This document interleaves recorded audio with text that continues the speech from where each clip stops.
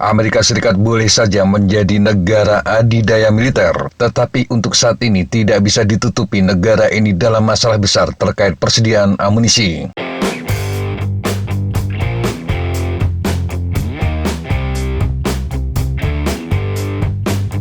Pada awal 2023, Amerika mentransfer 300.000 peluru artileri 155 mm dari gudang cadangan perang di Israel untuk Ukraina. Pada saat itu, invasi Ukraina merupakan satu-satunya konflik yang melibatkan banyak pihak Amerika. Kini, Israel juga telah meminta amunisi hingga memberikan tekanan pada persediaan amunisi Amerika yang sudah menipis. Dan ini memunculkan pertanyaan tentang perencanaan amunisi oleh Pentagon.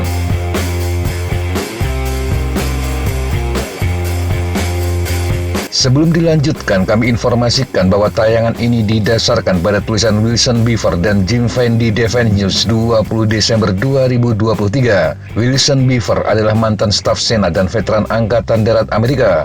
Dia adalah analis senior kebijakan untuk penganggaran pertahanan di Pusat Pertahanan Nasional Heritage Foundation. Sementara Jim Fain adalah mantan anggota lembaga think tank tersebut. Mari kita lanjutkan.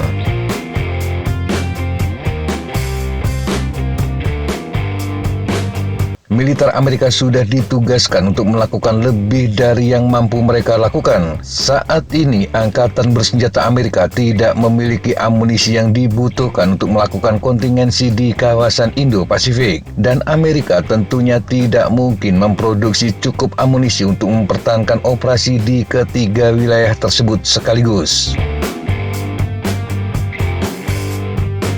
Sebagai gambaran, Ukraina mengeluarkan sekitar 110.000 peluru kaliber 155 mm per bulan, di bawah kebutuhan minimum untuk menembakkan 356.400 peluru per bulan, dan keinginan untuk dapat menembakkan 594.000 peluru per bulan.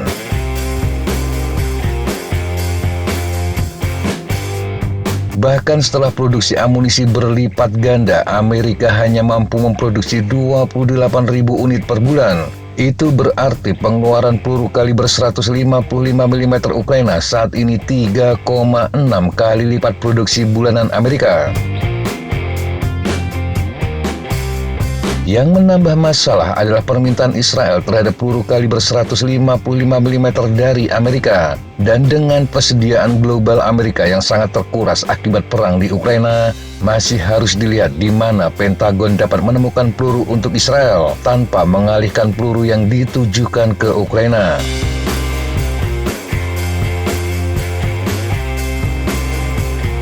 Namun kekurangan peluru artileri Pentagon bukan satu-satunya masalah perencanaan amunisi. Israel juga telah meminta amunisi dipandu seperti Small Diameter Bomb dan Joint Direct Attack Munition atau JDAM. Amerika telah berjanji untuk mewujudkan kedua hal itu.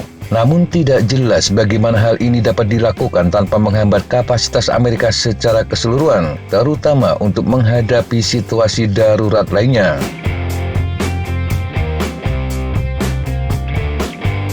Menurut dokumen pengadaan pembelian JDAM dan Small Diameter Bomb Amerika pada tahun 2022 masing-masing hanya berjumlah sekitar 3.000 dan 2.000 unit. Jumlah itu sedikit lebih banyak dibandingkan yang digunakan Israel dalam 6 hari. Dan pengadaan pada tahun fiskal 2023 tidak membuat situasi menjadi lebih baik. Di luar kegagalan Pentagon dalam perencanaan amunisi masa lalu, perencanaan masa depannya mungkin lebih mengkhawatirkan bagi Amerika. Permainan perang telah berulang kali menunjukkan Amerika akan kehabisan amunisi penting hanya dalam 8 hari setelah konflik intensitas tinggi dengan China terkait Taiwan. Pengadaan rudal Tomahawk dan torpedo Mk48 tahunan Angkatan Laut misalnya. Jika seluruh kapal perusak kelas Erebburger yang jumlahnya 73 tersedia, pengadaan 70 Tomahawk pada tahun fiskal 2022 hanya memungkinkan masing-masing kapal untuk meluncurkan 0,96 Tomahawk.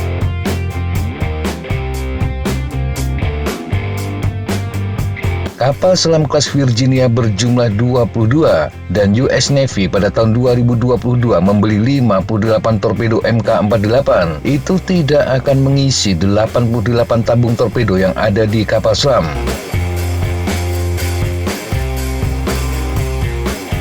Menambahkan inventaris militer Amerika juga tidak membuat situasi menjadi lebih baik. Dugaan yang masuk akal saat ini ada sekitar 4.000 Tomahawk yang dimiliki Angkatan Laut Amerika. Mari bayangkan 20% sel sistem peluncuran vertikal di armada permukaan dan 100% sel VLS di armada kapal selam dilengkapi dengan Tomahawk, dan 80% armada permukaan, 60% armada kapal selam serang, dan 33% kapal selam strategis dapat dikerahkan dalam satu konflik.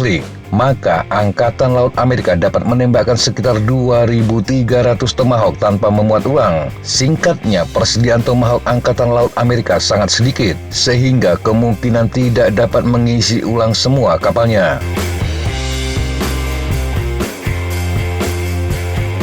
Situasinya sama dengan kebanyakan amunisi lainnya. Total Joint Air to Surface Stand-off Missile yang diproduksi sebelumnya hanya berjumlah sekitar 3.000 buah.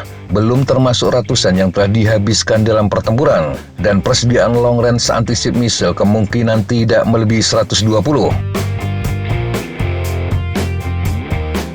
Misi militer Amerika saat ini bergantung pada pencegahan dan pengiriman amunisi kepada sekutu. Proyeksi kegagalan Beijing untuk melakukan upaya terakhir guna mengambil Taiwan tentunya melemahkan pemikiran para perencana militer Cina. Hal ini bisa menjadi lebih buruk lagi. Prinsip dasar perang adalah ketidakpastian waktu dan bentuk perang. Amerika sedang bersiap menghadapi konflik dengan Cina terkait Taiwan. Namun Korea Utara dapat memutuskan untuk menginvasi Korea Selatan kapan saja.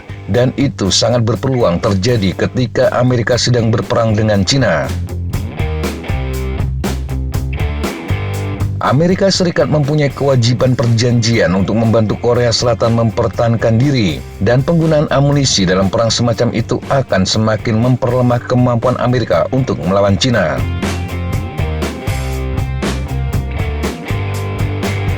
Perhatian Amerika saat ini terfokus pada penyediaan amunisi bagi Ukraina dan kemungkinan berlanjutnya konflik di Timur Tengah. Amerika berisiko terlibat dalam pertempuran di 3 wilayah pada saat yang bersamaan. Jumlah itu melebihi kemampuan Amerika dalam mengelola gudang amunisinya saat ini.